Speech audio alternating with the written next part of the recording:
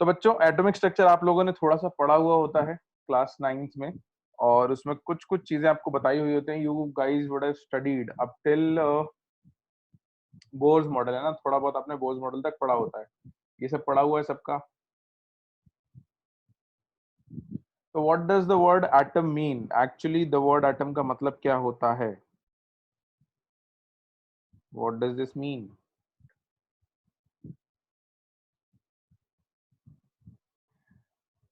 Non divisible, है ना। The word was derived from a word atomia या atomos which actually means indivisible, है ना। आप लोगों ने डाल्टन्स थ्योरी पढ़ी होगी, जिसमें डाल्टन ने ये वर्ड साइंटिफिक लैंग्वेज में पहली बार यूज किया था, द वर्ड एटम। और उसका उसने वर्ड का डेरिवेशन यहाँ से लिया था, क्योंकि उसके हिसाब से atom was indivisible according to Bohr. ऐसे ही कहा, बोर बोला सॉरी, डाल्टन। ऐसे ही कहा था डाल्टन ने, है ना। Later on but we found out that that was not entirely true. There are subatomic particles known. कौन कौन से सब एटॉमिक पार्टिकल्स नोन है बच्चों अपन को? कौन कौन से सब एटॉमिक पार्टिकल्स पता है आपको? Electron, proton and neutron. तो अपन अपना चैप्टर वहीं से स्टार्ट करेंगे। सबसे पहले आप लिखो हेडिंग स्ट्रक्चर ऑफ एटम।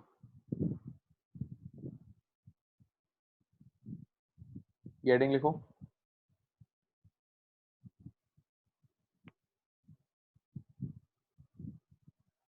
उसमें लिखो the word atom, the word atom was derived from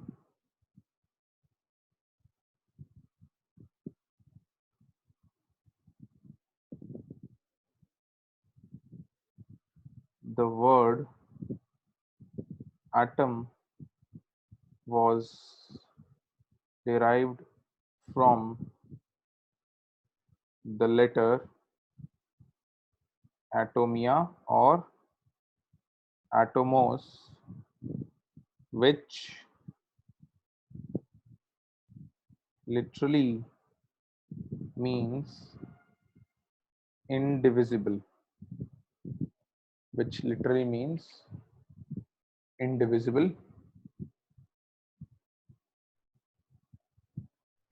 हाँ बच्चों, जिनने अभी ज्वाइन इन किया, this is the first thing that we are writing, तो जल्दी से लिख लो। Which literally means indivisible.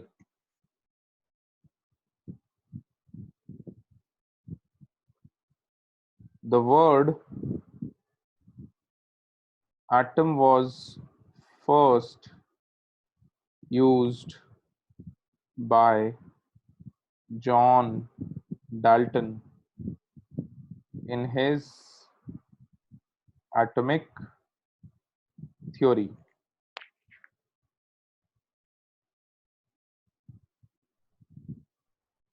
In his atomic theory।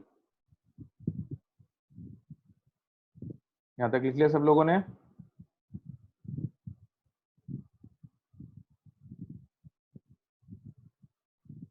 तो उसके नेक्स्ट लाइन में, उसके आगे लिखो he considered the atom to be the smallest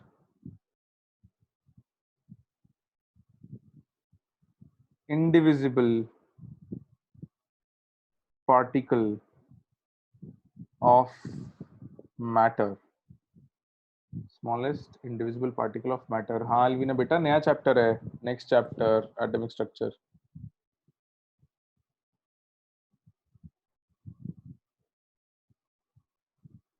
indivisible particle of matter, but later on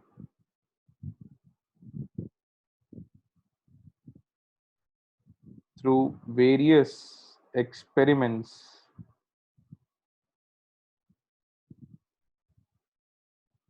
it was established that an atom is made up of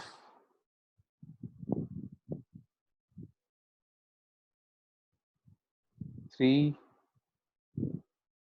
fundamental subatomic particles. कौन से वो particles थे?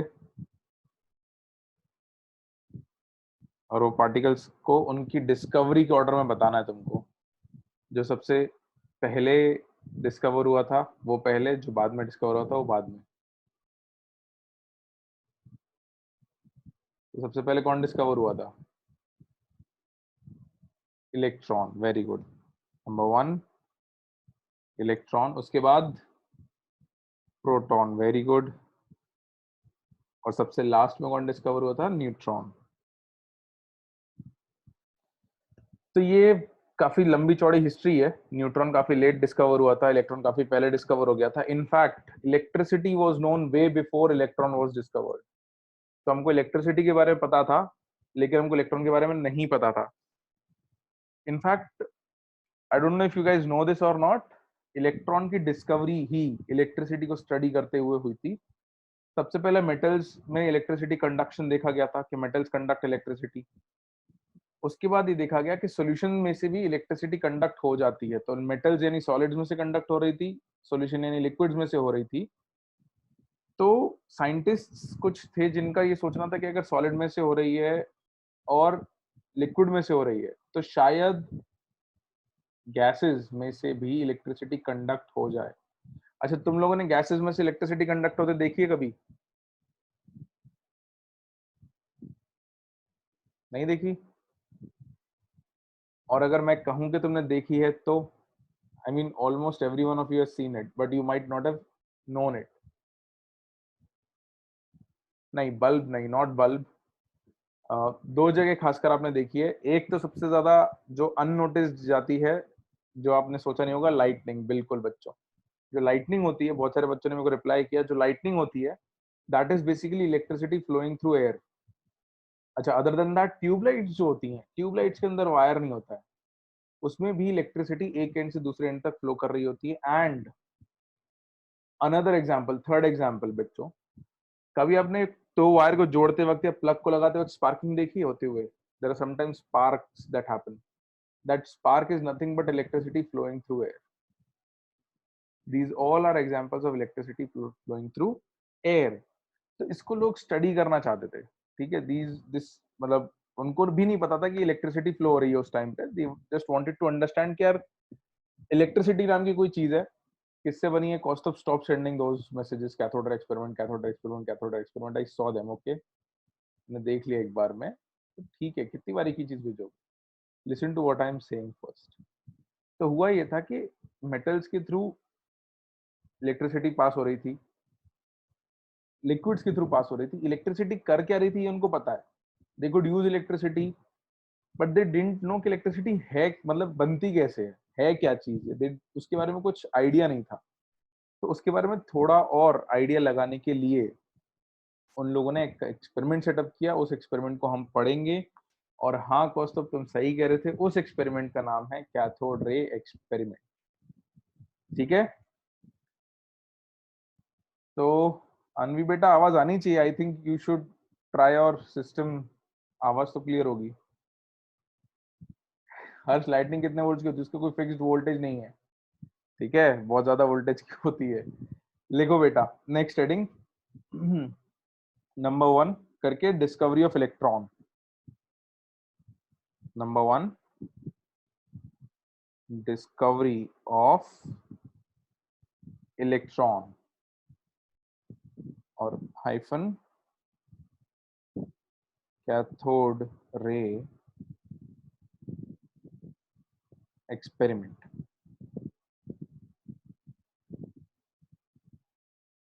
Discovery of electron colon cathode ray experiment. लिखा बच्चों? तो उसमें लिखो, in 1859 Julius Plucker in 1859, Julius Plucker started the study of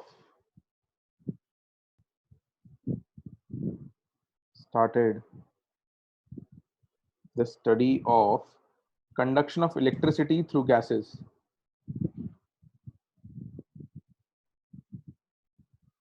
Study of conduction of electricity through gases at low pressures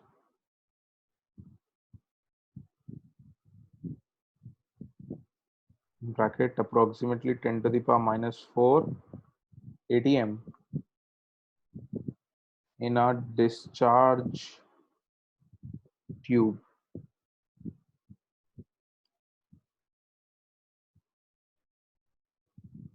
In a discharge tube. We'll stop. When a high voltage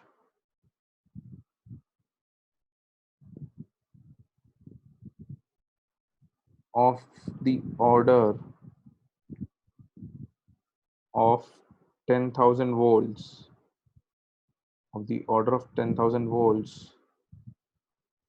or more was applied across electrodes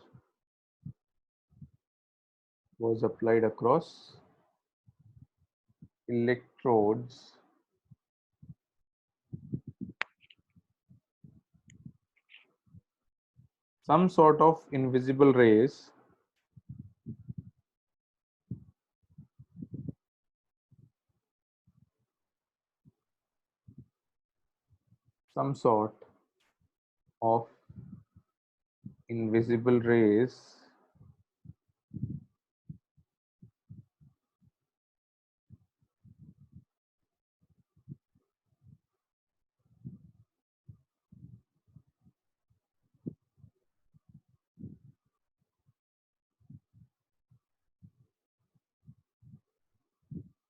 moved from negative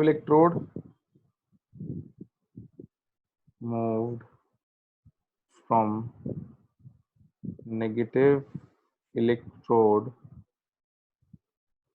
to the positive electrode.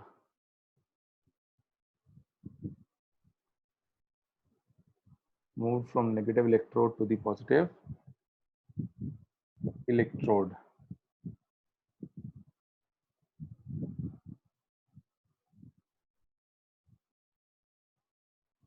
Comma.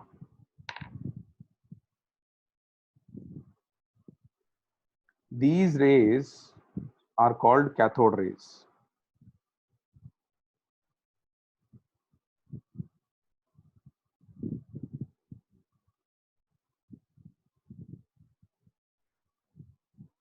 These rays are called cathode rays.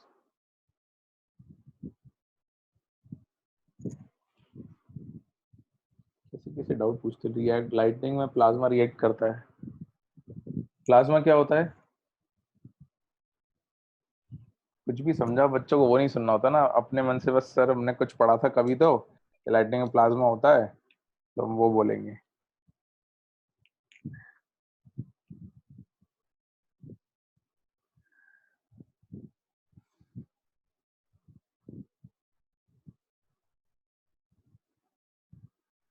Plasma is nothing but ionised gases और plasma react नहीं करता है. Basically air के through जब light pass करती है तो air ionise हो जाती है जो प्लाज्मा स्टेट कहलाती है. Which is of no significance here. यहाँ पे उसका कोई सिग्निफिकेंस नहीं है. ओके यहाँ तक लिखा. years are not important to remember exactly. थोड़ा आइडिया होना चाहिए. साइंटिस्ट के नाम आपको ऐसे रटने नहीं पड़ेंगे बट ये तो पता होना चाहिए कि कौन सी चीज किसने कही थी थोड़ी बहुत. You should know this. Okay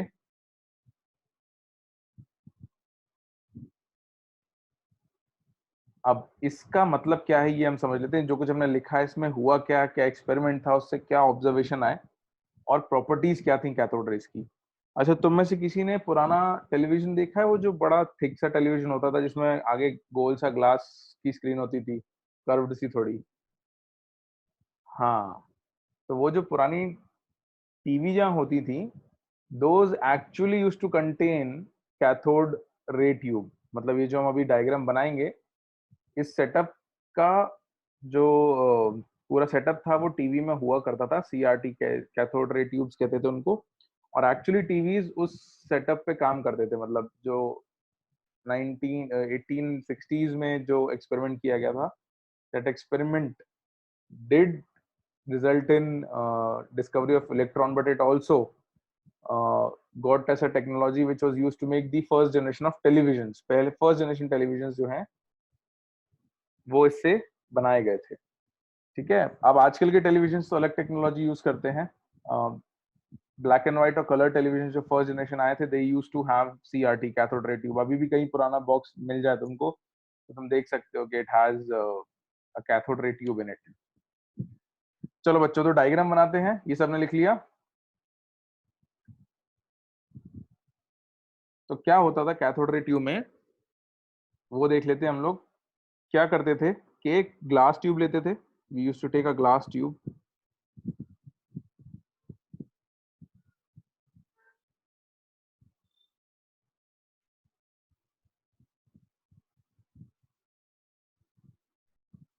there was a glass tube taken, और उसमें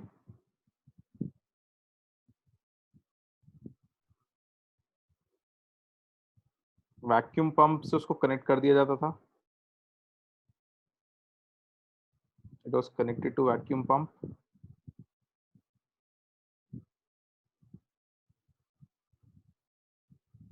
वैक्यूम पंप से इसलिए कनेक्ट करते थे कि हम उसमें से ज्यादातर एयर को बाहर निकालना चाहते थे, क्योंकि अगर बहुत सारी एयर होगी तो वो हमको स्टडी करने में दिक्कत करेगी। तो ये डायग्राम फटाफट से बना लो बच्चों, मैं बना रहा हूँ स्क्रीन पे, फिर इसको समझते हैं कि एक्सपेरिमेंट में किया क्या गया।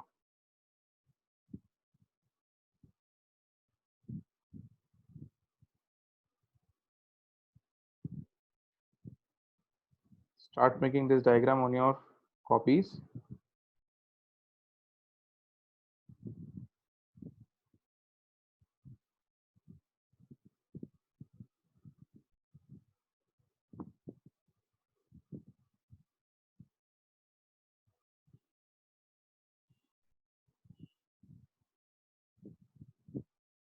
चैप्टर की शुरुआत में थोड़ा आपको लिखना ज्यादा पड़ेगा, आगे चल के न्यूमेरिकल्स बढ़ते जाएंगे। डायग्राम पूरा बनाना है बच्चों।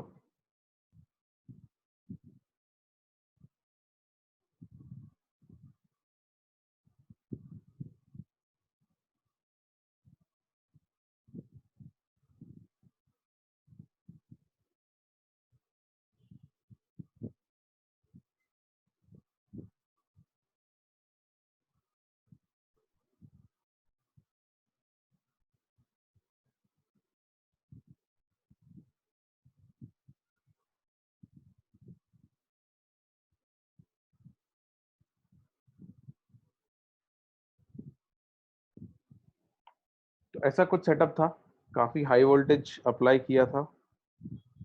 जल्दी से बना लो diagram, once it is made let me no.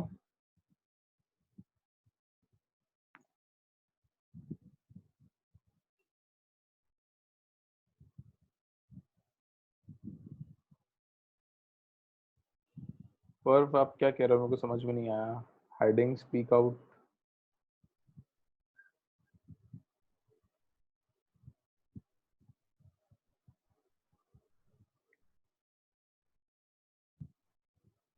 प्रथम बेटा, वैसे तो this is of no relevance here, but LCD is liquid crystal display.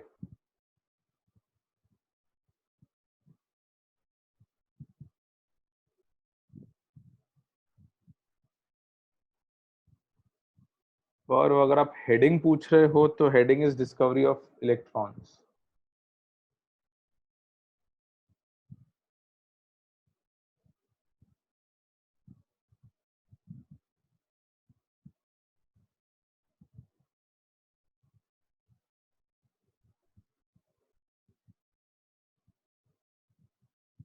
Cathode rays को कैनल रेज नहीं कहा गया था, एनोड रेज को कैनल रेज कहा गया था।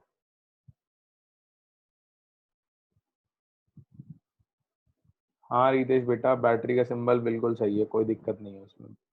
The larger and is towards positive and the smaller and is towards negative. लिख लिया बच्चों, बना लिया डायग्राम सबने? तो अब इस एक्सपेरिमेंट में अलग अलग चीजें करके इनकी प्रॉपर्टीज स्टडी की गई थी कि कैथोड रेज की प्रॉपर्टीज क्या थी, because nothing was known about them. So what they did was कि क्या ये मैकेनिकल हैं, क्या इनमें मास है, ये स्ट्रेट लाइन में चलती हैं या बेंड हो जाती हैं, इन सब चीजों को समझने के लिए there are different things done to change the setup.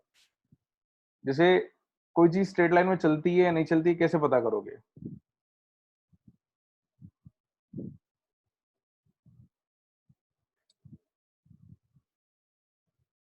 कोई चीज स्ट्रेट लाइन में, कोई ray of light straight line में चल रही है नहीं चल रही है, कैसे पता चलो करोगे? Put something in between, right? अगर शैडो जैसी ऑब्जेक्ट है वैसी ही शैडो अगर बनती है तो दैट मींस दैट रे is travelling in a straight line, है ना? तो इस टाइप से उन्होंने क्या किया, इस कैथोड रे में अलग अलग चीजें करी। जैसे एक बार ऑब्जेक्ट रख दिया, उसकी शैडो देखी, पर एक बार फ्लाई व्हील रख दिया, ये देखा कि वो घूम रहा है कि नहीं घूम रहा, है ना? Audio should not be a problem बच्चों, आई डोंट थिंक सो कि audio is a problem. Problem है क्या कुछ ऑडियो में? हाँ, तो बेसिकली बच्चों जिनके प्रॉब्लम है उनको अपना नेटवर्क चेक करना पड़ेगा, यहाँ से तो प्रॉब्लम नहीं है। Good good. तो ऐसे बहुत सारी चीजें चेंज करी एक्सपेरिमेंट में और उन्हें कुछ प्रॉपर्टीज पता करी। अब क्या प्रॉपर्टीज पता करी वो हम लिखते हैं, तो उसके नीचे लिखो बच्चों, cathode rays have following properties. Cathode rays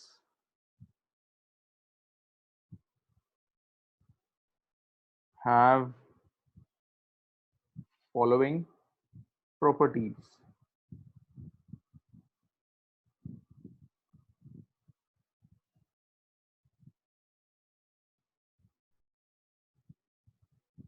I don't know, Ayush beta. I haven't come across that. So लिखो number 1. They travel at a very high velocity on a straight path.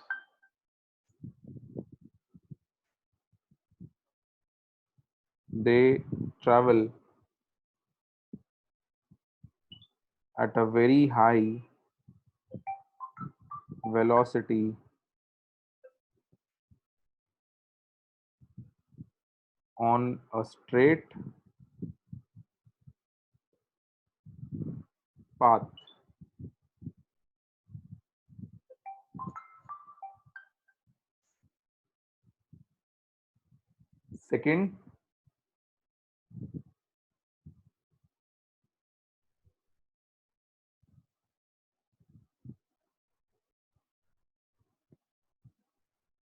Second,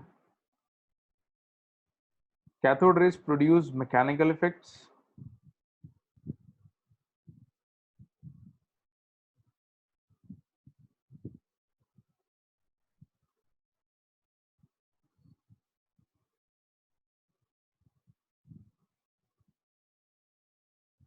Cathode rays produce mechanical effects. लिख लो बेटा, मैं सब समझा दूंगा।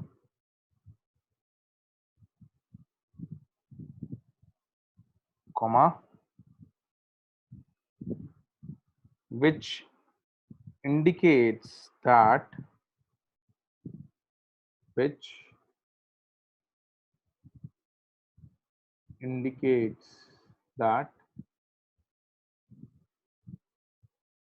they consist of material particles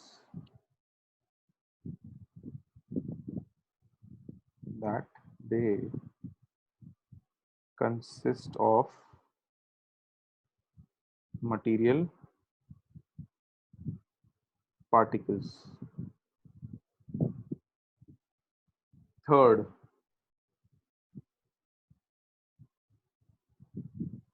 यहाँ तक लिख लिया सबने? तो मैं डिक्टेट कर रहा हूँ, मैं पूरा पूरा लिखूंगा नहीं स्क्रीन पे, इसलिए बोल रहा हूँ, ठीक है? I'll not write everything, I'll dictate. ठीक है, I'm waiting for half a minute.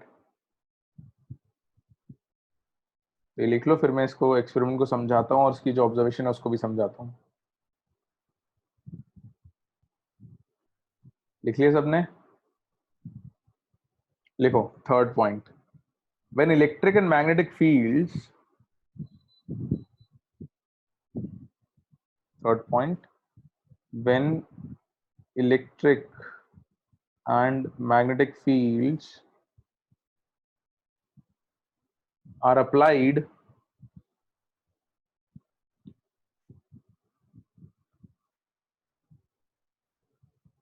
मोहित बेटा मैंने नहीं लिखवाया फ्लोरेसेंट लाइट इफेक्ट, जब मैं लिखवाऊंगा तब मैं समझा दूंगा, ठीक है? जो मैं लिखवाऊंगा मैं सिर्फ वही समझाऊंगा, आगे की चीजें जब आएंगी तभी समझाऊंगा। When electric and magnetic fields are applied to the cathode rays, to the cathode rays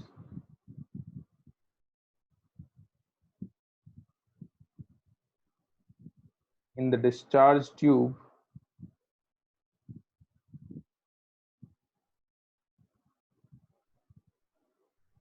applied to the cathode rays in the discharge tube, comma, the rays are deflected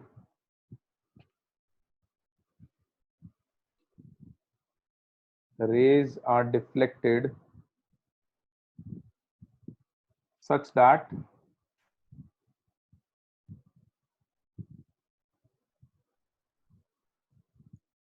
the rays are deflected such that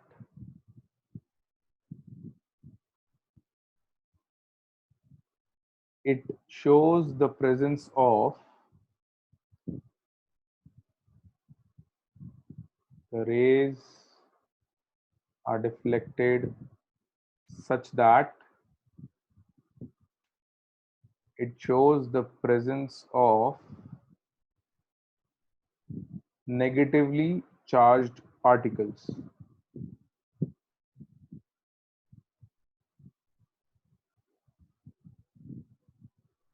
It shows the presence of negatively charged particles which were later on called as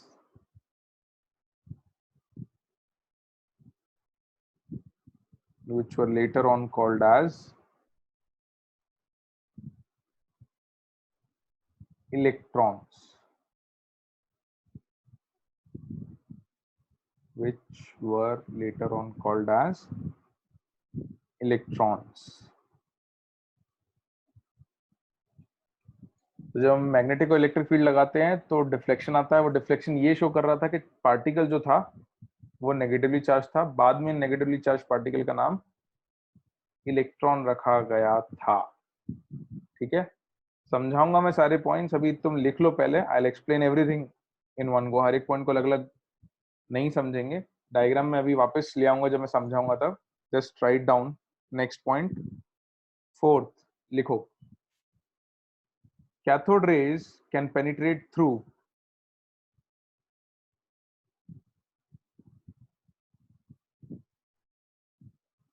cathode rays can penetrate through thin sheets of metals,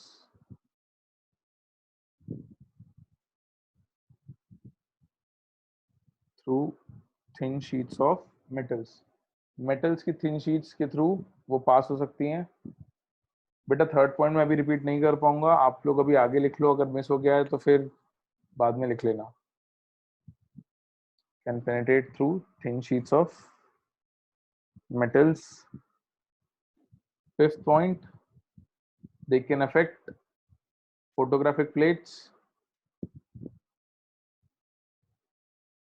Aditya मणि तो मतलब पागल हो गया, screen पे लिखी हुई है fourth point कह रहा हो, रिपीट कर दो।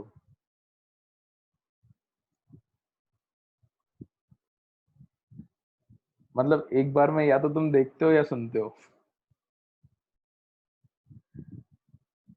हाँ श्री बेटा, इसलिए कहते थे कि पुराने टाइम पे टीवी के आसपास मैग्नेट मत लेके जाओ, नहीं तो व्यू डिस्टर्ब हो जाता है ना? तो अपन करेंगे अभी बात, will come to that in some time, अभी पहले लिख लेते हैं, अभी मैं सब समझाऊंगा फटाफट से। लिखो fifth point, they affect the photographic plates, they affect the photographic plates. 6th point.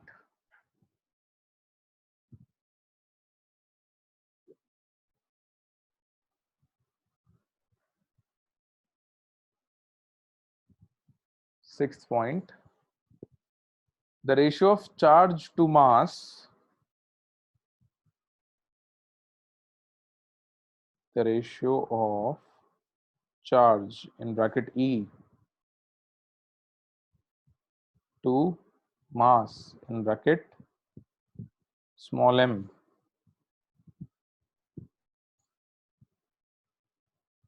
that is E by m.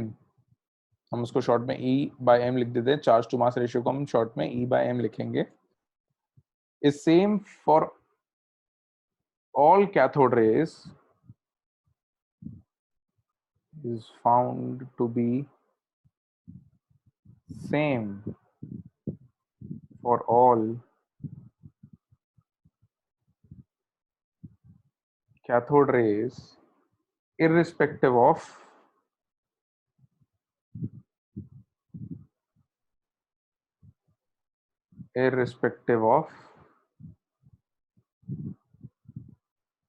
the gas used in the tube. और उसके E by m की वैल्यूज के नीचे लिख लेना. E by m is 1.76 into 10 to the power 11 coulombs per kg. Electron के लिए charge upon mass ये वैल्यू आती है. E की वैल्यू आपको याद रखनी पड़ेगी इलेक्ट्रॉन की, और मास की भी याद रखनी पड़ेगी. वो टेबल में भी लिखवा दूंगा थोड़ी देर बाद. Last point, 7th. Cathode rays are invisible.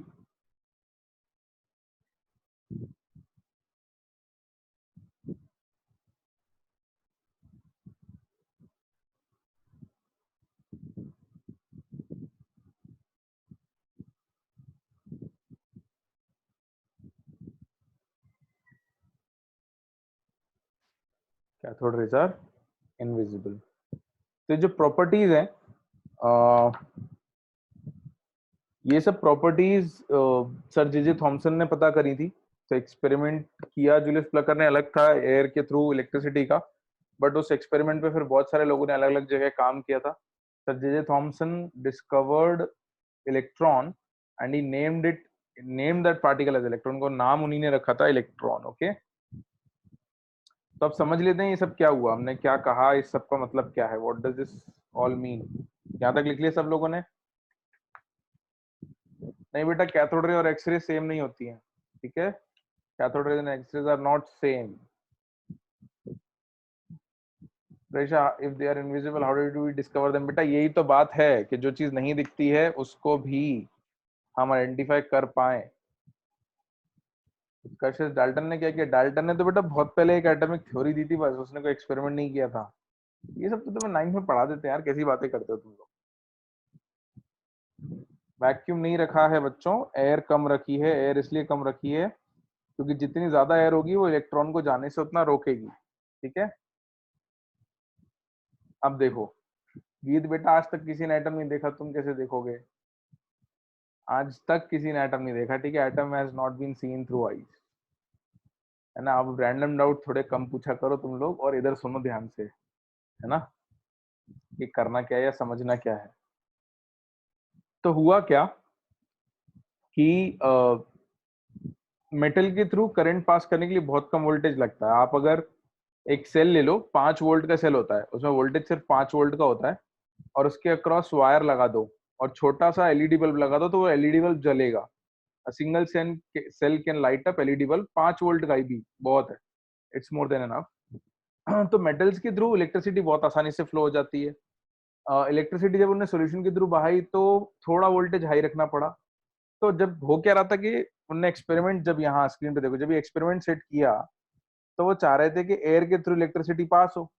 तो एयर के थ्रू इलेक्ट्रिसिटी पास करना है तो 2 इलेक्ट्रोड जहां पर कि एक जगह पॉजिटिव चार्ज है और एक जगह नेगेटिव चार्ज है, तो इसमें करंट फ्लो कराना है तो इधर अमीटर लगा देंगे, अगर करंट फ्लो करेगा तो अमीटर में डिफ्लेक्शन दिख जाता है। तो हमने क्या किया, ऐसे सेटअप किया और यहाँ मीटर लगा दिया।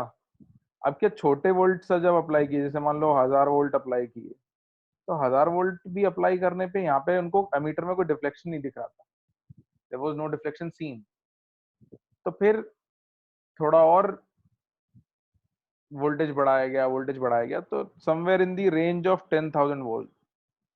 रेंज कहने का मतलब क्या है कि एग्जैक्टली 10,000 वोल्ट की बात नहीं है, 10,000 के आसपास कहीं कुछ लगाया। तो हमने देखा कि भाई यहाँ से कुछ तो बह के जाता है जिसकी वजह से यहाँ एमीटर में डिफ्लेक्शन आ जाता है। तो इलेक्ट्रिसिटी फ्लो हो रही है और एमीटर में डिफ्लेक्शन आ रहा है। एमीटर का डिफ्लेक्शन हमको ये बताता है कि इलेक्ट्रिसिटी फ्लो हो रही है। अब इलेक्ट्रिसिटी फ्लो अगर हो रही थी तो वो क्या पॉजिटिव से नेगेटिव फ्लो होती है, तो यहाँ से इलेक्ट्रिसिटी फ्लो होते होते यहाँ से वापस आ रही थी, सर्किट कंप्लीट हो रहा था, तभी एमीटर में डिफ्लेक्शन आ रहा था। इसका मतलब यहाँ से भी कुछ गया होगा, कुछ तो गया यहाँ से। अब क्या गया ये नहीं पता था उनको, they didn't know what was going. तो ये आइडिया नहीं था कि इलेक्ट्रिसिटी फ्लो होती है तो क्या होता है। तो प्रोटॉन्स फ्लो नहीं होते बेटा, ठीक है, प्रोटॉन्स कभी फ्लो नहीं होते, प्रोटॉन्स डू नॉट गो। तो हो क्या रहा था, when they studied it later they observed that there was something which was actually flowing in the opposite direction। Current की उल्टी डायरेक्शन में कुछ तो बह रहा था, और करंट जब भी बहता है it's actually electrons flowing in the opposite direction. तो करंट हम मान लेते हैं पॉजिटिव से नेगेटिव जा रहा है आई, और फिजिकली देखेंगे तो एक्चुअली में यहां से इलेक्ट्रॉन जा रहे होते हैं। तो they found that something is flowing, ये तो एमीटर से पता चला कि क्या फ्लो कर रहा है। फिर अब वो क्या है, उसकी प्रॉपर्टीज क्या है, ये सब पता करने के लिए उन लोगों ने उसमें चेंजेस करे। कैसे चेंज करे कि देखो, अगर यहाँ से कोई पार्टिकल जा रहा है तो फ्लोरेसेंट मटेरियल की कुछ प्रॉपर्टी होती है। फ्लोरेसेंट मटेरियल वो होते हैं जिन पे अगर लाइट पड़े या कुछ एनर्जी आए तो वो सब ग्लो करते हैं, those are known as fluorescent materials. तो अब कैसे पता चला कि पार्टिकल कहाँ से कहाँ जा रहा है, उनने क्या किया, यहाँ इसके पीछे कुछ ZNS की स्क्रीन लगा दी, फ्लोरेसेंट मटेरियल की स्क्रीन लगा दी। ठीक है, स्क्रीन पे दिख रहा है ना। अब ये पार्टिकल जो यहाँ आ रहा है तो जो इससे नहीं टकरा है और पीछे चलेगा तो यहाँ पे ग्रीन ग्लो बना, this produced a green glow. तो क्योंकि उनको ये दिख रहा था कि कुछ तो चमक रहा है, इसका मतलब जब कुछ चमक रहा है तो कुछ टकरा रहा होगा, पक्की बात है। और क्योंकि वो इस तरफ टकरा रहा है, इसका मतलब पार्टिकल कहाँ से कहाँ फ्लो कर रहा था, कैथोड से एनोड, और इसी वजह से इसका नाम होता है कैथोड रेज। ठीक है, इन रेज को हमने कैथोड रेज कहा। ये बात समझ में आई, कैसे पता चला कहाँ से कहाँ जा रहा था। अब इसकी और प्रॉपर्टीज उन्हें जानना चाहिए कि भैया इसमें मास है या नहीं। तो एक बात बताओ कि तुम अगर पंखा रखो, है ना, कितना भी हल्का पंखा रख दो, उस पर लाइट पड़ती है तो वो घूमता है क्या? कैसे पंखा रखा सूरज में और वो घूमने लगा, नहीं घूमता ना। क्यों नहीं घूमता? Because light does not have mass.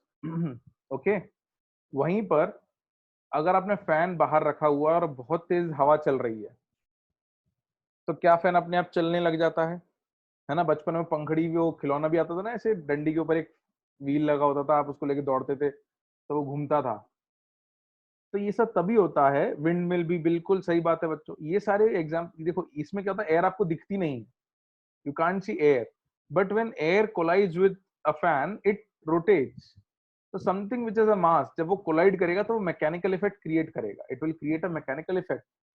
Mechanical effect का मतलब ही होता है कि उससे कुछ मूवमेंट हो सके, है ना। मैकेनिकल इफेक्ट का मतलब ही होता है कि उससे कुछ मूवमेंट हो सके। तो उनने यहाँ पे क्या किया, यहाँ पे एक फ्लाई व्हील करके चीज होती है, बहुत हल्का व्हील होता है, उसको यहाँ पे ऐसे उनने बीच में सेटअप कर दिया था। तो उनने ये देखा कि जब जब ये रेस पास होती है तो ये फ्लाई व्हील घूमने लगता है, there is some rotation in the flywheel. तो इससे उन्होंने फाइनली पता किया कि इस पार्टिकल में मास भी है, this particle has mass as well. तो पार्टिकल कहाँ से कहाँ जा रहा है ये पता चल गया, पार्टिकल में मास है ये पता चल गया। अब चार्ज का कैसे पता चले? तो क्या किया, एक केस में तो यहाँ पर ऐसे पॉजिटिव लगा दिया, इधर नेगेटिव लगा दिया। तो अगर ये पार्टिकल पे चार्ज है तो पॉजिटिव होगा तो ऊपर जाएगा, नेगेटिव होगा तो नीचे की तरफ बेंड होगा, है ना।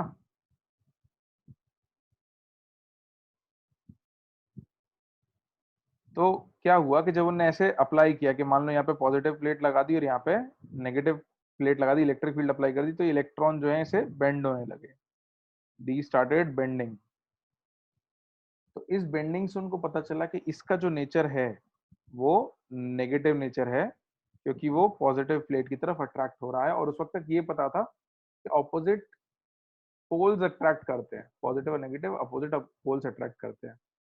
तो स्नेहा बेटा एटम्स तो छोटे होते हैं, बट बहुत सारे जब एटम्स होते हैं तो वो टकराते हैं तो फैन मूव करता है ना, हवा में भी तो एटम्स ही हैं, हवा is also nothing but atoms, तो उसमें भी एटम्स ही टकरा रहे होते हैं। बट बहुत सारे एटम्स जब एक साथ टकराते हैं तो मूवमेंट आ जाता है।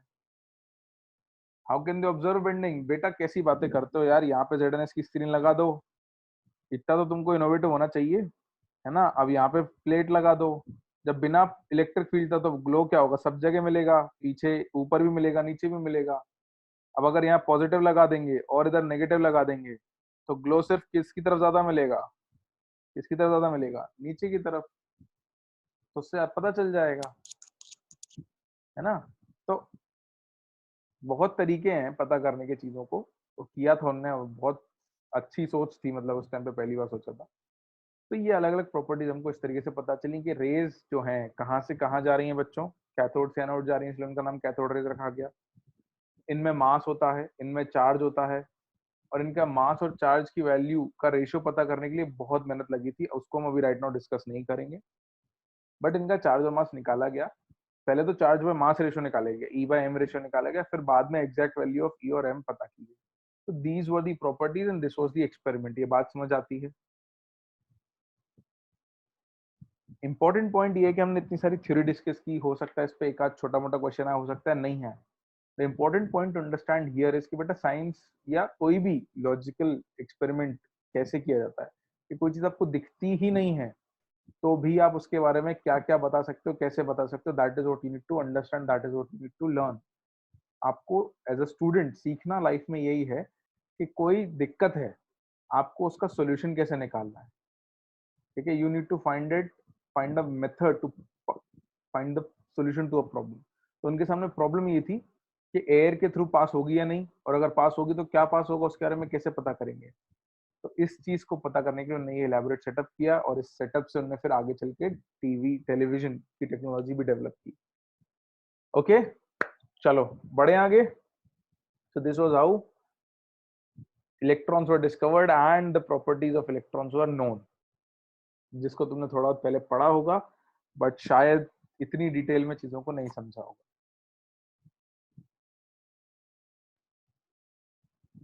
ठीक है, बिल्कुल बेटा, ये ग्लास ट्यूब था, this was glass tube, this was glass tube, जिससे कि यहाँ पे ग्लो दिख सके, ग्लास ट्यूब ही यूज किया गया था।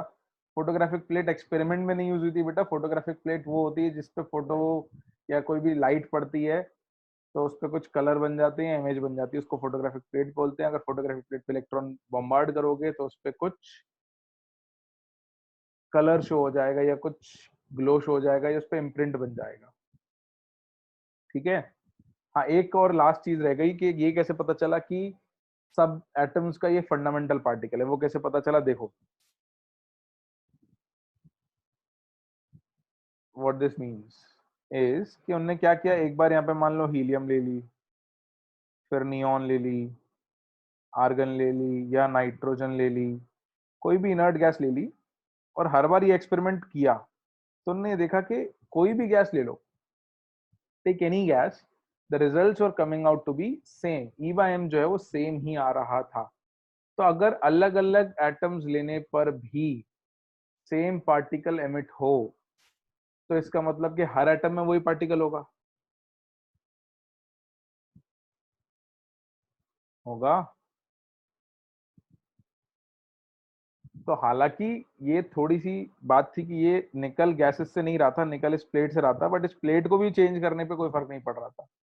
यहाँ प्लेट कोई भी मेटल की लगा लो, यहाँ से जो इलेक्ट्रॉन आ रहे थे वो एक जैसे ही आ रहे थे, all the electrons from different metals also वो coming out to be same. तो ना तो गैस बदलने से फर्क पड़ता है, ना मेटल की प्लेट बदलने से फर्क पड़ता है। तो जब ना मेटल बदलने से ना गैस बदलने से किसी से भी फर्क ना पड़े, इसका मतलब हर मटेरियल के अंदर वो पार्टिकल एग्जिस्ट करता है। ठीक है। और अगर हर एलिमेंट के अंदर वो पार्टिकल एग्जिस्ट करता, that means it is a fundamental particle of an atom. Atom के अंदर का वो एक फंडामेंटल पार्टिकल हुआ कि हर एटम में आपको वो मिलेगा ही मिलेगा। ठीक है। इलेक्ट्रॉन स्ट्रेट लाइन तो बेटा पहले ही बता चुका, इमेज बना लो। ये ये एनोड को क्या करो, इधर नीचे लगा लो, यहाँ शैडो, यहाँ कोई ऑब्जेक्ट रख दो और यहाँ फ्लोरेसेंट स्क्रीन रख दो। तो अगर इस स्क्वायर बॉक्स की इमेज यहाँ स्क्वायर ही बनती है, शैडो जो है अगर वो स्क्वायर की स्क्वायर दिखती है, मतलब स्ट्रेट लाइन चल रहा है। अगर स्ट्रेट लाइन नहीं चल रहा होता। एनसीईआरटी में पार्शली ग्लास प्लेट क्यों लिखा हुआ है? बेटा किस जगह पार्शली ग्लास प्लेट लिखा है? तुम किसी किसी बातें पूछते हो यार।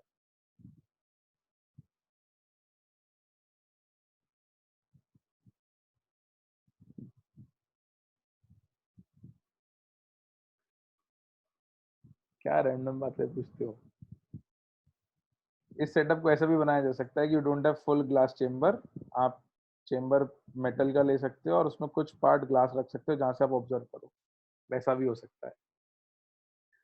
हाँ सही बात है ना, भोले वाले बच्चे सर।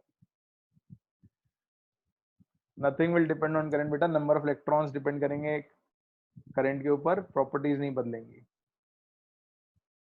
नादान है, कोई नादान नहीं हो तुम लोग। चलो आगे पढ़ते हैं, लेट्स मूव अहेड। थोड़ी मेहनत खुद भी किया करो चीजें पता करने की। सब कुछ सर बताएंगे, तुम पढ़ना कब सीखोगे? चलो नेक्स्ट आगे, अब no more doubts on cathode rays. ठीक है, next production of anode rays. आगे आगे गीत बेटा, मैं ना तुमको क्या करूं, मैं फेमटो कहाँ पढ़ा है यहाँ पे? ये भी मैंने फेमटो कहाँ बोला है बताओ? 10⁻⁻15 होता है फेमटो का मतलब। But how is it important year, मतलब यहाँ कहाँ से आ गया? हाँ माधव, चलो लिखो नेक्स्ट हेडिंग बच्चों, production of anode rays. Most of the students are good, but कुछ कुछ बच्चे पता नहीं क्यों रैंडमली कहाँ कहाँ से डाउट ढूंढ के लाते हैं। क्या तुमको मतलब ऐसा लगता है कि डाउट पूछना मतलब बहुत इंपॉर्टेंट काम है लाइफ में?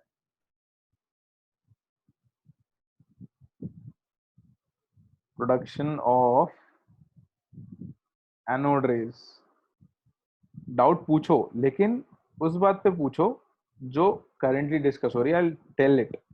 अगर आप प्रॉपर डाउट पूछोगे तो मैं कभी मना नहीं करूंगा, लेकिन अगर आप भटकोगे ना टॉपिक से तो बेटा टॉपिक नहीं समझ पाओगे, दिक्कत आती है। इसलिए मैं मजाक मजाक में बोल देता हूँ, बट आई से कि प्लीज इधर उधर के डाउट मत पूछा करो।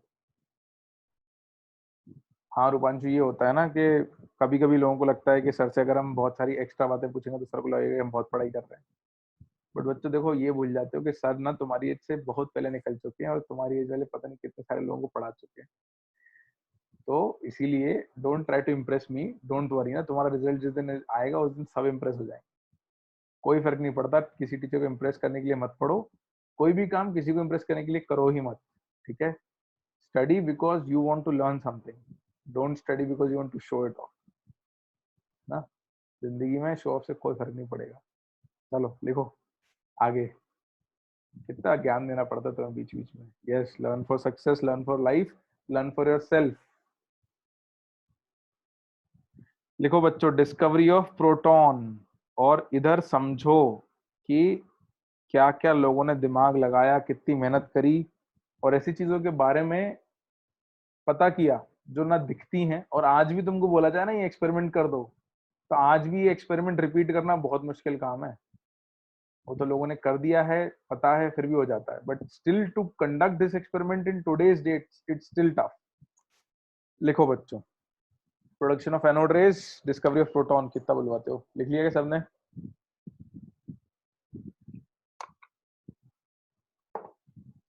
चलो, तो इलेक्ट्रॉन डिस्कवर हो गए थे। इसके बाद क्या हुआ कि उसी एक्सपेरिमेंट को लोगों ने थोड़ा और चेंज किया। और उस एक्सपेरिमेंट को थोड़ा चेंज करके कुछ और ऑब्जर्वेशन किए। तो उसमें लिखो, मैं डिक्टेट कर रहा हूँ, I will not write, so note it down in once. ये चलो लिख देता हूँ, फिर कुछ बच्चे कहते हैं सर आवाज नहीं आ रही, ये नहीं आ रहा, वो नहीं आ रहा। लिखो, गोल्डस्टीन बंदे का नाम है ना, gold Stein in 1886 repeated the experiment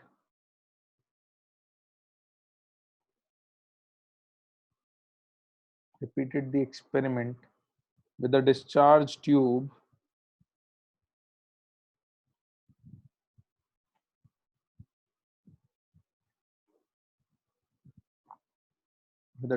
tube using a perforated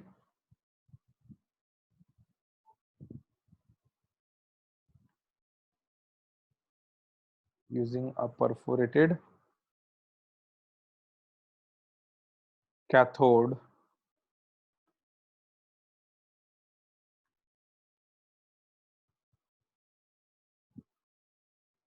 and discovered perforated cathode and discovered that a new type of rays came out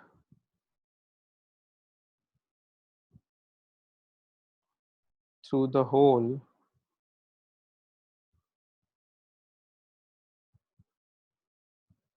in the cathode.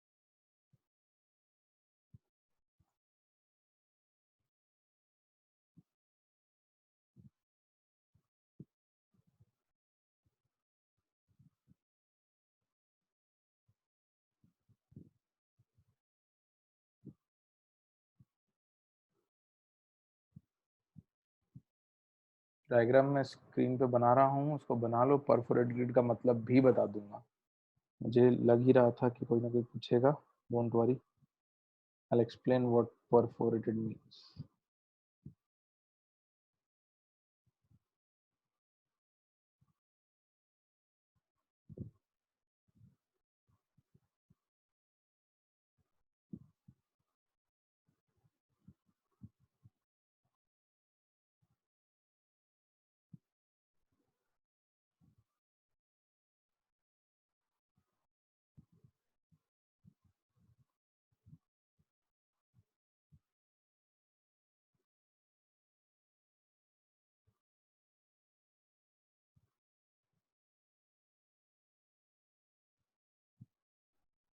हाँ वैभव बेटा,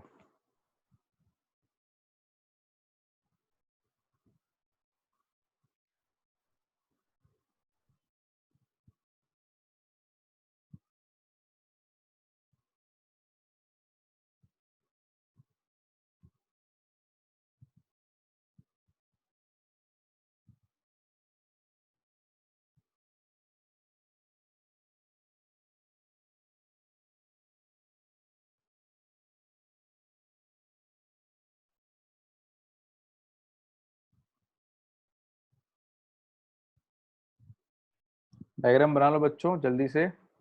हाँ आयुष बेटा, आपकी चैट दिख रही है। डायग्राम बना लो, मैं अभी समझा दूंगा इसका कि क्या सेटअप था और कैसे सब कुछ हुआ।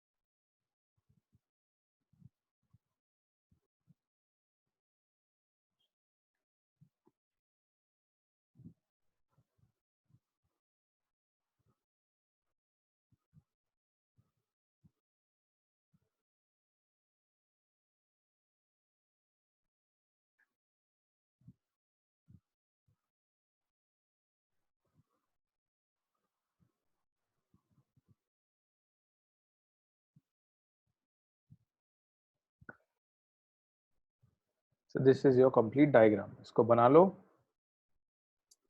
गीत बेटा ना वीडियो स्टॉप हुआ है ना आवाज बंद हुई है, मैं डायग्राम बना रहा था।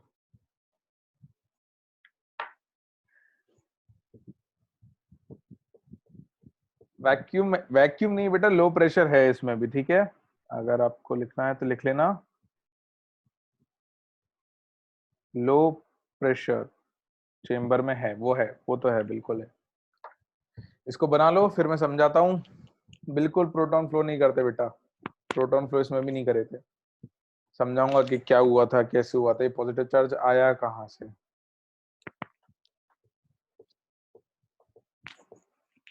मजे आते ना तुमको ये बोलने में कि सर मतलब आपने कहा था प्रोटॉन फ्लो नहीं कर रहे, बट आपने यहाँ प्रोटॉन दिखा दी। तो मैंने कब कहा कि यहाँ प्रोटॉन है? मैंने उसका पॉजिटिव रेज फ्रॉम एनोड लिख दिया है, वो भी फ्रॉम एनोड लिखा है, वो एनोड से निकलती नहीं है। वो उनने उस वक्त एक्सपेरिमेंट किया तो उनको लगा था कि एनोड से निकल रही है। Later on it was seen that those rays are not coming from anode, it seemed that they are coming from anode. थोड़ा सब्र तो रखा करो, ऐसी कौन सी चीज है जो तुम्हें नहीं समझाई मैंने। बस तुम लोग की आदत खराब पड़ी हुई है कि चीजों में कमी निकालते रहो।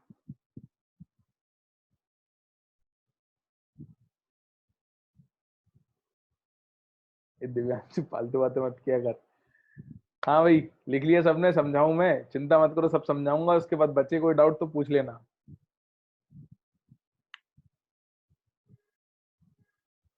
सबने लिख दिया? नहीं मैं स्क्रॉल अप कर दूं फिर लोग कहेंगे sir scroll up scroll up.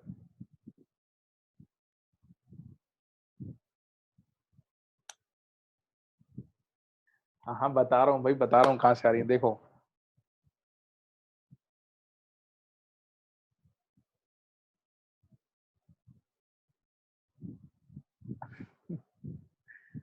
देखते हैं विशाखा बेटा। अब देखो बच्चों क्या हुआ था, पूरा एक्सपेरिमेंट समझ लेते हैं अपन लोग। Let's let's understand the experiment and then see के रेस कहाँ से आ रही है, हो क्या रहा है। तो इस बार मैं पहले समझा दे रहा हूँ, उसके बाद मैं प्रॉपर्टीज लिखवाऊंगा, और ठीक है। I am explaining it first and then I will ask you to write the properties. तो गोल्डस्टीन ने क्या किया कि उसी एक्सपेरिमेंट को थोड़ा सा चेंज किया। क्यों चेंज किया? कि लास्ट टाइम हमको ग्लो यहाँ मिल रहा था ना एनोड के पीछे, यहाँ पे हमको ग्लो मिला था ग्रीन। अब गोल्डस्टीन ने ये देखा कि अगर यहाँ पर हम कुछ फ्लोरोसेंट मटेरियल लगा दें तो कुछ कुछ रैंडम पार्टिकल्स यहाँ भी आके टकरा रहे थे। तो उसने उस एक्सपेरिमेंट को थोड़ा मॉडिफाई किया, और उसने क्या किया, इस प्लेट को परफोरेटेड ले लिया। परफोरेटेड मतलब जिसमें छेद हो। छलनी देखी होगी ना तुमने, छलनी पता है ना क्या होती है? तो अगर एक मेटल की प्लेट ले लें जिसमें बहुत सारे छेद कर दें तो वो परफोरेटेड कहलाएगी। समथिंग विच इज होल्स, उसको परफोरेटेड कहते हैं। सीव, है ना।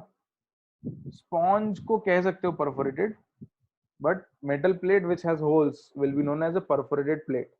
तो क्या किया, यहाँ एक प्लेट ली जिसमें बहुत सारे छेद कर दिए। छेद क्यों कर दिए? जिससे रेज उसके थ्रू पास हो सके, ठीक है।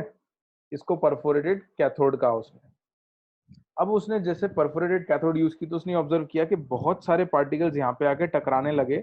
अब पार्टिकल नहीं दिख रहे थे बट उनकी वजह से ग्लो दिख रहा था। अब इसमें इससे ये फील हुआ कि क्योंकि पार्टिकल यहाँ नेगेटिव की तरफ आ रहे हैं, इसका मतलब पॉजिटिव से निकले होंगे, तभी नेगेटिव की तरफ आ रहे हैं, ऐसा उस वक्त एक्सपेक्टेड था। इसलिए उनको क्या कहा गया, those are called as anode rays. Later on it was found कि एक्चुअली कोई भी पॉजिटिव पार्टिकल प्लेट से निकलता ही नहीं है। There is no positive particle coming out of the plate. Plate से कोई पॉजिटिव पार्टिकल नहीं निकल रहा है। तो ये पॉजिटिव पार्टिकल आया कहाँ से, ये भी समझा देता हूँ। देखो बच्चों, मान लो तुमने इस कंटेनर में हीलियम गैस रखी थी, ठीक है, और इधर से इलेक्ट्रॉन आ रहे थे। Electrons were coming from this side. तो हीलियम का न्यूक्लियस है और उसके बाहर दो इलेक्ट्रॉन है, और इधर से अगर एक हाई एनर्जी इलेक्ट्रॉन आता है तो ये इलेक्ट्रॉन इस इलेक्ट्रॉन को टकरा के इससे बाहर कर सकता है। If you provide sufficient energy, you can take the electron out of an atom. तो अगर हीलियम में से एक इलेक्ट्रॉन बाहर चला गया, ठीक है, इससे क्या हुआ, अब हीलियम का न्यूक्लियस बचा और उसमें एक ही इलेक्ट्रॉन बचा, तो इस पे चार्ज क्या आया बच्चों, +1. This became helium +1. ऐसे अगर हाइड्रोजन ले लिया, अगर हीलियम की जगह हाइड्रोजन ले लें, अगर चेंबर के अंदर अपन ने हाइड्रोजन ले लिया, उस पे एक ही इलेक्ट्रॉन था, और इधर से अपनी यहां से देखो कैथोड रेज निकली, ये इलेक्ट्रॉन आ रहे हैं, ये इलेक्ट्रॉन रास्ते में एटम्स जो हैं उनसे टकराएंगे, गैस जो भी रखी होगी उसके एटम से टकराएंगे, तो ये एटम से टकरा के इस इलेक्ट्रॉन को अगर निकाल दे तो यहाँ पे क्या बचेगा, हाइड्रोजन +1. एंड हाइड्रोजन के केस में बेसिकली सिर्फ न्यूक्लियस बचा, which is just a proton. Hydrogen में एक न्यूक्लियस में एक प्रोटॉन था, उसके आसपास एक इलेक्ट्रॉन था, अगर ये इलेक्ट्रॉन हटा दिया तो क्या बचेगा, सिर्फ क्या बचेगा, प्रोटॉन.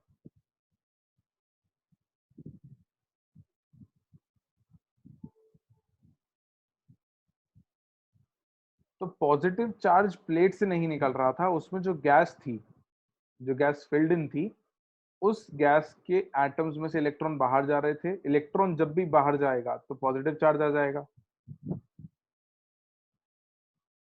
तो यहाँ पर जो गैस के एटम थे उन पे पॉजिटिव चार्ज आ रहे थे, और जब पॉजिटिव चार्ज आ गए तो पॉजिटिव चार्ज बनने के बाद वो किस प्लेट की तरफ जाएंगे बच्चों, गैस के आयन किसकी तरफ जाएंगे, पॉजिटिव प्लेट की तरफ, नेगेटिव प्लेट की तरफ, नेगेटिव प्लेट की तरफ. तो ये नेगेटिव प्लेट की तरफ जा रहे थे. तो ऐसा लग रहा था कि वो पॉजिटिव प्लेट से नेगेटिव प्लेट की तरफ आ रहे हैं, जबकि वो निकल पॉजिटिव प्लेट से नहीं रहे थे, वो बीच में बन रहे थे, there are made in between and then they move towards positive plate. ये बात समझ में आई.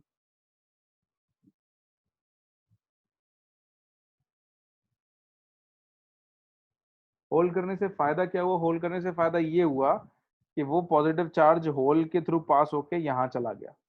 अगर होल नहीं करते तो यहाँ पे ज्यादा पार्टिकल नहीं आते, कुछ ही पार्टिकल आ पाते, तो उनको ज्यादा स्टडी करना हो, जैसे ये देखना हो कि इनका मैकेनिकल इफेक्ट है या नहीं, है ना, ये स्ट्रेट लाइन में चलते हैं या नहीं, तो जो कुछ भी करना है वो यहाँ रखना पड़ेगा, पंखा यहाँ लगाना पड़ेगा पिछले एक्सपेरिमेंट की तरह, शेडो बनाने के लिए ऑब्जेक्ट यहाँ रखना पड़ेगा. तो होल करने से हमको नंबर ऑफ पार्टिकल ज्यादा मिल गए. ठीक है, बिल्कुल. तो जो एनोड रेस थी, those were made from the gas taken in the container, container में जो गैस ले रहे थे उससे पॉजिटिव आयंस बन रहे थे. These were actually ions, ions पढ़े थे ना हमने, ये प्रोटॉन्स नहीं थे, ये आयंस थे. तो इलेक्ट्रॉन के टाइम पे बेटा इलेक्ट्रॉन में एटम से कैसे निकलेगा,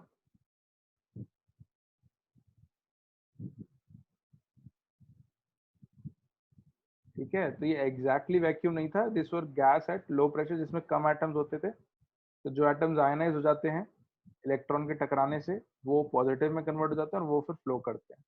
तो इससे हमको ये पता चला था कि भाई कोई पॉजिटिव पार्टिकल है. अब उस पॉजिटिव पार्टिकल की कुछ प्रॉपर्टीज ऑब्जर्व हुई थी, और ये देखा गया था कि चार्ज जो था वो एक पर्टिकुलर वैल्यू का ही मल्टीपल आ रहा था, और वो एक पर्टिकुलर वैल्यू जो होती है प्रोटॉन का चार्ज होती है. तो अभी अपन लिखेंगे, सारे इलेक्ट्रॉन नहीं निकलते बच्चों, है ना, ज्यादा से ज्यादा एक, मतलब नॉर्मली एक, या ज्यादा से ज्यादा दो, मतलब दो भी नहीं निकलते. जनरली पॉजिटिव चार्ज आ जाता है तो दूसरा इलेक्ट्रॉन नहीं निकलता फिर. ठीक है, सारे इलेक्ट्रॉन नहीं जाते हैं हीलियम से इस तरीके से.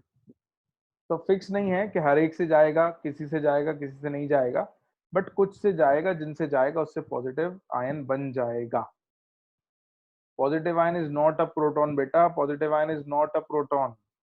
सिर्फ हाइड्रोजन का पॉजिटिव आयन जो होता है वो प्रोटॉन होता है. So most of the time क्या हो रहा था, these were actually cations, these were actually cations, जो अपन ने मोल कॉन्सेप्ट में पढ़े थे. बस हाइड्रोजन के लिए ये प्रोटॉन होता था, क्योंकि हाइड्रोजन के केटायन में सिर्फ प्रोटॉन होता है और कुछ होता ही नहीं है. अभी मैं लिखवा देता हूँ सारी बातें तो आपको और ज्यादा क्लियर हो जाएगा. बट इतना क्लियर हुआ कि ये पॉजिटिव चार्ज प्लेट से नहीं निकल रहा है, बीच में जो गैस के एटम्स है यहाँ पे उनसे पॉजिटिव चार्ज बन रहा है जो कि नेगेटिव प्लेट की तरफ जा रहा है। इतना तो सबको क्लियर होना चाहिए। ऑल राइट, तो लिखो बच्चों, प्रॉपर्टीज ऑफ एनोड रेज।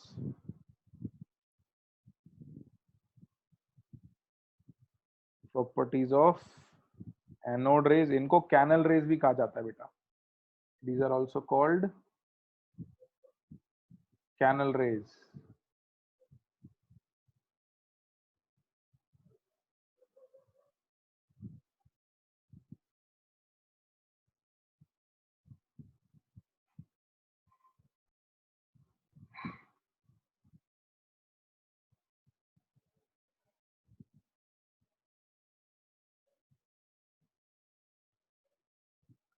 आते हैं अक्षत बेटा, रुक जाओ अभी।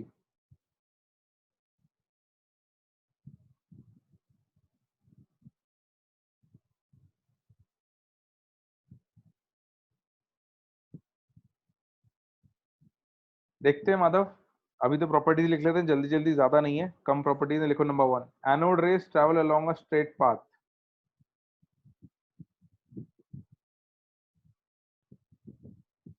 Anode rays travel along a straight path.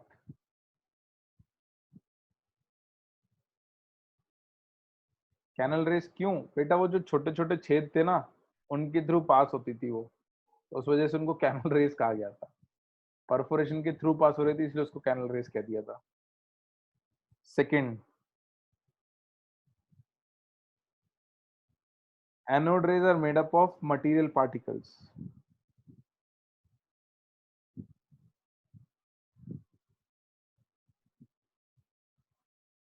Anode rays are made up of material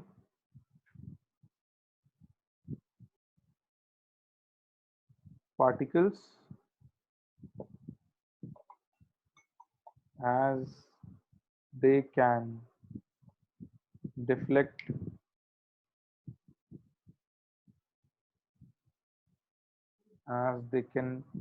की जगह as they can rotate कर दो, as they can rotate a paddle wheel placed in their path। Material particles बेटा वो जिनमें मास होता है, ठीक है। रेज ऐसी भी हो सकती है जिनमें मास ना हो, जैसे लाइट रेज जो होती हैं उनमें कोई मास नहीं होता। लाइट रेज डोंट है मास, ठीक है। तो मटेरियल पार्टिकल मतलब जिनमें मास होगा। The screen should be proper now I think.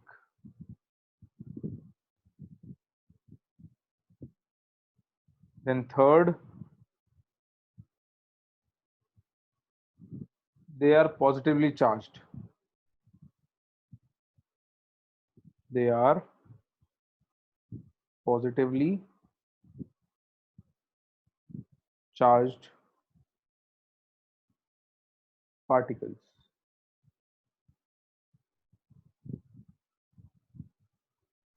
Fourth,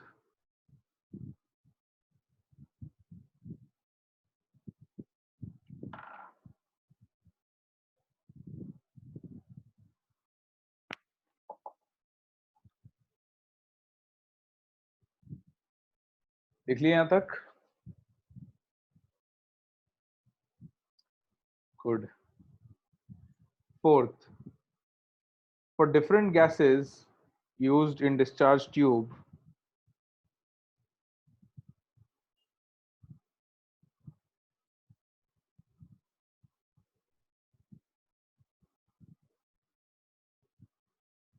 for different gases used in discharge tube, comma, the charge to mass ratio in bracket E by M of positive particles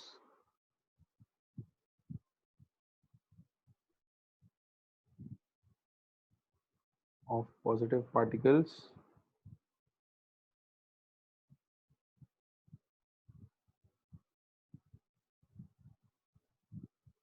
was found to vary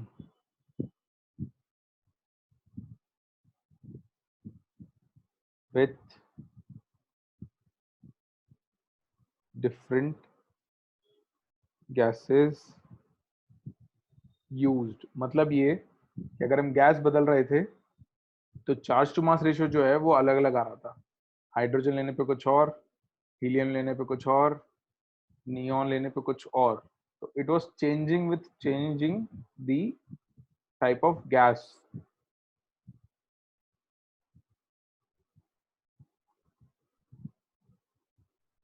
तो stop लिख लिया।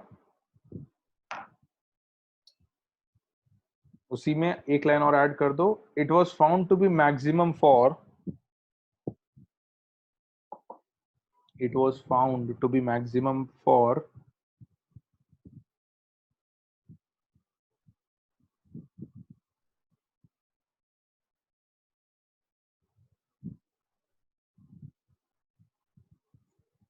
the case of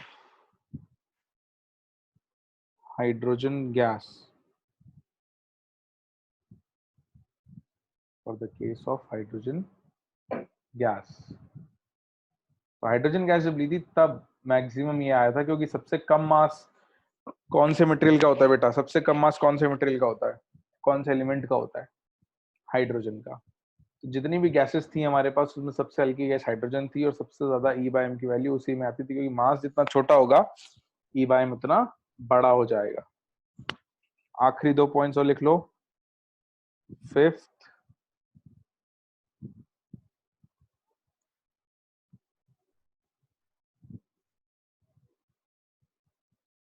the value of charge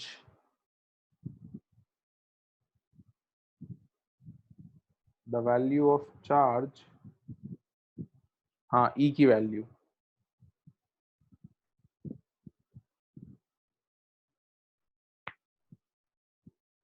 value of charge in bracket E on positive particles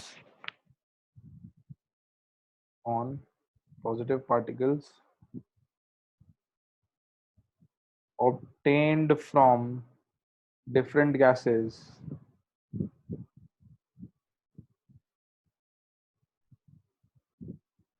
was found to be same. मतलब जो positive charge की ई bye M अलग अलग आ रहा था गैस बदलने पर, बट जो पॉजिटिव चार्ज की वैल्यू आ रही थी वो सेम आ रही थी। तो ई सेम आ रहा था, एम अलग अलग आ रहा था, इसलिए ई बाय एम बदल रहा था। और last point,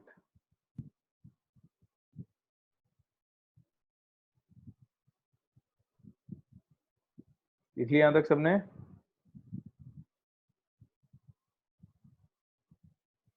Last point, the positive particle obtained from hydrogen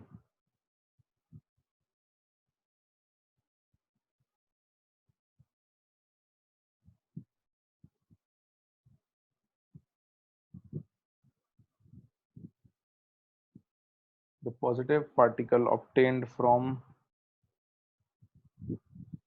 hydrogen was the lightest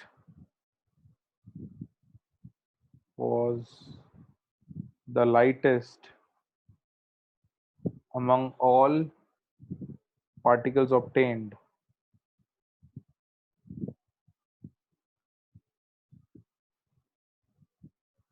and this particle was called proton. इसीलिए जब H प्लस जो होता है उसको हम प्रोटॉन भी कहते हैं। H plus is also called proton, क्योंकि हाइड्रोजन के न्यूक्लियस में 1H1 में तुम्हारे पास क्या होता है कि न्यूक्लियस के अंदर एक प्रोटॉन होता है और एक इलेक्ट्रॉन होता है। अगर इसको 1H1 प्लस में कन्वर्ट कर दो तो जो बचेगा न्यूक्लियस के अंदर वो सिर्फ एक प्रोटॉन बचेगा, ओनली अ सिंगल प्रोटॉन। अगर हाइड्रोजन में से इलेक्ट्रॉन हटा दोगे तो सिर्फ और सिर्फ प्रोटॉन ही बचेगा और कुछ नहीं बचेगा। हाइड्रोजन में न्यूट्रॉन नहीं होता आयुष बेटा, there is no neutron. Charge क्यों कांस्टेंट था? क्योंकि बेटा हर एक पे positive one positive one positive one ही आ रहा है। हाइड्रोजन का भी +1 है, हीलियम का भी +1 है ना, नियॉन का भी +1 है। माधव मेरे पीछे प्लान्स बताता हूँ। ठीक है, H नेगेटिव नहीं है, H पॉजिटिव है। ठीक है, लिख लिया। तो फाइनली इस तरीके से हमारे पास दो पार्टिकल्स डिस्कवर हुए थे, इलेक्ट्रॉन्स और प्रोटॉन्स। न्यूट्रॉन की डिस्कवरी सिंपल थी, कंपैरेटिवली इसमें बहुत छोटा सा लिखना पड़ेगा। ठीक है, निकालने को जानवी बेटा और भी इलेक्ट्रॉन्स निकाल सकते हैं, बट नॉर्मली एक बार में एक इलेक्ट्रॉन निकलता है। और जनरली एक्सपेरिमेंट में ऑब्जर्व हुआ था कि मैक्सिमम पार्टिकल्स हैड +1 चार्ज, है ना। तो ठीक है, मैक्सिमम लिखने वाला पार्ट यहीं पे था। सबसे ज्यादा थ्योरी हमारी पहले दो एक्सपेरिमेंट्स में ही थी, इसके आगे थ्योरी थोड़ी कम हो जाएगी। और डिस्कवरी ऑफ न्यूट्रॉन भी लिखवा दूं आज, ज्यादा दिमाग पे लोड तो आया नहीं होगा, छोटी सी ही लाइन है, एक लाइन का ही पार्ट है, तो फटाफट से लिख लेते हैं। अरे लिख लो यार, क्या तुम मतलब एक लाइन के लिए टॉपिक बढ़वा रहे हो, है ना। एक लाइन है, फटाफट से लिख लो, उसको खत्म कर देते जिससे we can in next class move ahead. लिखो, वैसे भी आज तुम्हारी क्लास तो 1.5 घंटा हुआ नहीं है ना। फटाफट से लिख लो बच्चों, discovery of neutron, next heading.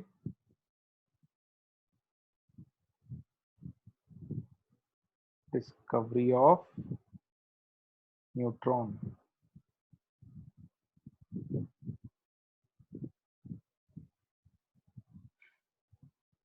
हाँ 7-10 हो गए हैं, मुझे पता है। 7-10 हुए नहीं है वैसे, 2 मिनट बाकी है। चिंता मत करो, 2 मिनट लिख लो बस, ज्यादा नहीं है। एक दो एक एक लाइन है और एक सिंपल सा रिएक्शन है, लिखो। These particles were discovered by Chadwick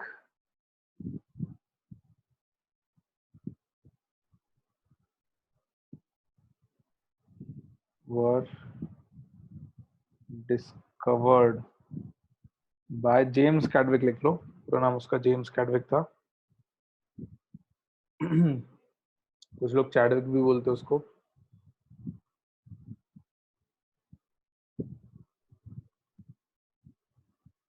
In 1932,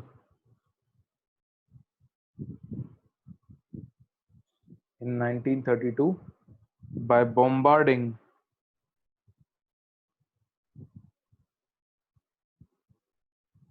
a thin sheet of beryllium with alpha particles। Alpha particle पता नहीं क्या होते हैं?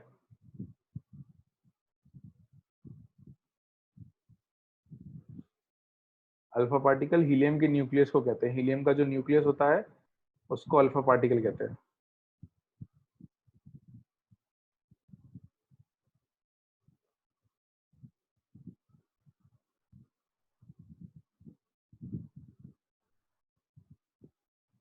हीलियम में से दोनों इलेक्ट्रॉन हटा दो तो जो बचेगा न्यूक्लियस, उसको अल्फा पार्टिकल कहते हैं।